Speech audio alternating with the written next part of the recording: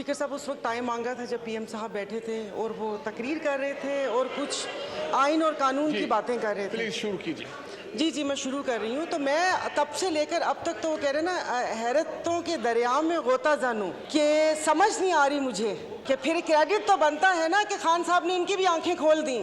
तो फर्क क्या रह गया कि कुछ अरसा पहले इदारों पर उंगलियां उठ रही थी, उन पे सवालात उठ रहे थे, आज ये अदलिया पर उंगलियां उठा रहे हैं। तो वन मैन शो तो 75 सालों से इस मुल्क में, और अगर थोड़ा लाइटर मोड में बात करूं तो इतने सारे लोग वन मैन शो परफ्यूम भी लगाते होंगे।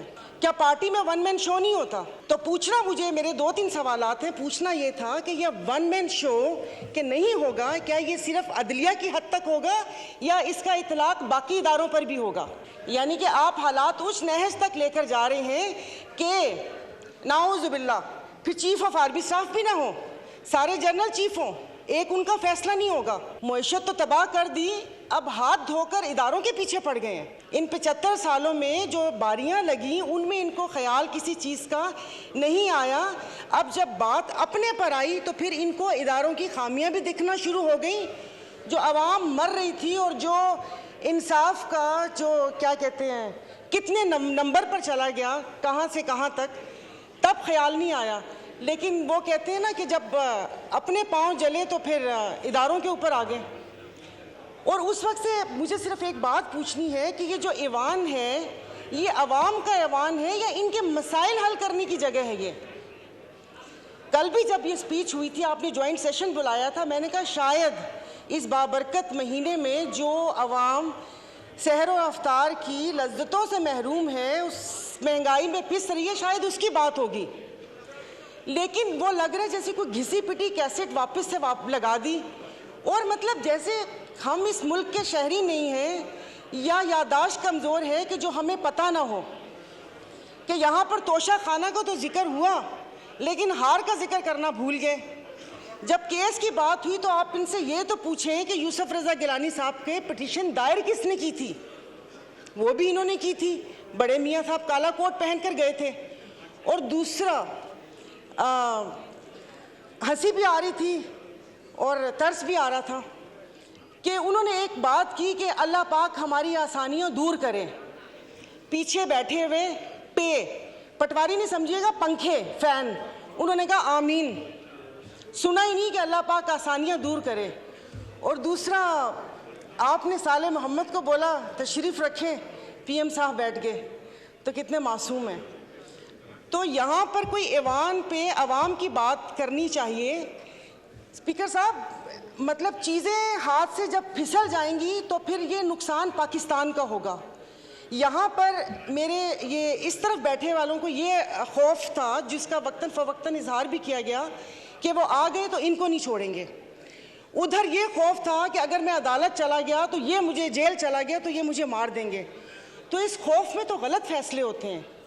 बहुत साल पहले कहा था हम इधर तुम उधर, और आज कह रहे हैं या हम या तुम। ये तो इनके बका की जंग है।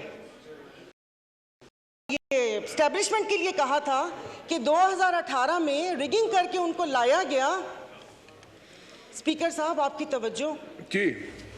तो बकौल इनके कि वो मुसल्लत किया, तो फिर हम अपना लहू किन के हाथों पे तलाश करें? किन के हाथों में अपना लहू तलाश करें? मतलब जो लाने वाले थे इन्होंने छोड़ दिया उनको, यानी कि वो नेक्स्ट टाइम भी वो कोई ऐसी गलती करें और इस मुल्क के ऊपर ऐसी चीज़ें मुसल्लत हों तो इन्होंने छोड़ दिया। तो मेरे ख्याल में कि जो अगली बारी है वो दूसरे इदारे की है, और बाकी अगर यहाँ से वहाँ गए तो वहाँ पर भी उनकी ही मदद शामिल थी। मैं बोल रही हूँ, और अफसोस इस बात का है कि मैं अभी इफ्तार बनाकर आई थी, दागी फलों से तो कोई फ्रूट चाट भी नहीं बनाता, इन्होंने हुकूमत बना दी। तो इनकी किसी बात के ऊपर कोई बिल, कोई चीज़ हमारी मुखालफत है, मैं इस चीज़ को नहीं करूंगी, भले वो किसी की इज्जत और तकरीम का बिल आए या ये बिल आए। और दूसरी बात स्पीकर साहब, यहाँ पर असेंबली ही पूरी नहीं है, आपकी 228 की स्ट्रेंथ ही नहीं है, तो कानून साजी कैसे होगी? इस कटी फटी लुटी फुटी असेंबली से आप ये कानून साजी करेंगे? तो बाकी बस ये कि एक्सपंज बहुत सारी चीज़ें करने वाली थी जो नहीं हुई। ये पूरे के पूरी असेंबली को एक्सपंज कर देना चाहिए जो यहाँ पर बैठे हुए हैं। तो मैं इसकी मुखालफत करती हूँ। मेरी प्लीज़ पूरी बात सुन लीजिएगा। मैं बहुत देर से बैठी हुई थी। ये सब लोग अपनी नींद वींद पूरी करके इफ्तार करके आए हैं। हम लोग यहाँ पर बैठे हुए थे अपनी बारी का इंतज़ार करने के। खुदारा कि उस पर ना वो करें। अब एक शेर बनता है डस्के पे, सुना दूंगी। तो वो देखिए, तो ये ना करें कि चीज़ें हमारे हाथ से फिसल जाएं। अदलिया हो या अफवाज पाकिस्तान हो, हमारे लिए मोहतरम है। जब यहाँ पर सवाल उठना शुरू हो जाएंगे, वो पंजाबी का शेर है ना कि जितना ते हारना दो अलग शैवा, ए दुखियां नाल साडे यक्के ते ना मारो। इन दुखियों से आप इक्के मार रहे हैं। तो ये जिस तरीके से यहाँ पर बैठे हैं ना, वो डस्के का बहुत लंबा शेर है। डस्के वाले नाराज हो जाएंगे कि जिनकी फितरत में हो डसना वो डस के रहते हैं। तो डस्के वाले नाराज हो गए थे। तो प्लीज़ उसे क्या कहते हैं, ये मैं अपनी मुस्लिम लीग फंक्शनल GDA की तरफ से मैं इसको जो कानून साजी आप कर रहे हैं, ज़ोर ज़बरदस्ती की धप्पा घोटाला 13 जमातों के साथ, उसको मैं अपोज करती हूँ। और खुदारा मुल्क को उस नहज पर ना लेकर जाएं जहाँ पर से वापसी नामुमकिन हो। सोशल मीडिया पे आपने इसराइल का हाल देख लिया होगा कि यहाँ पर खून और कश्त का बाजार गर्म ना करें। तो अच्छी बात है कि यहाँ मुट्ठी भर जमातों के लिए आप पूरे मुल्क का बेड़ा गर्क ना करें और किसी अवाम का भी कुछ ख्याल करके उसकी बात को कर लें। इसाक साहब बैठे हुए जिन्होंने शरबत भी लोगों की पहुंच से दूर कर दिया, उन्होंने को पूछा भी नहीं होगा कि अवाम का क्या हाल है क्या हाल नहीं है।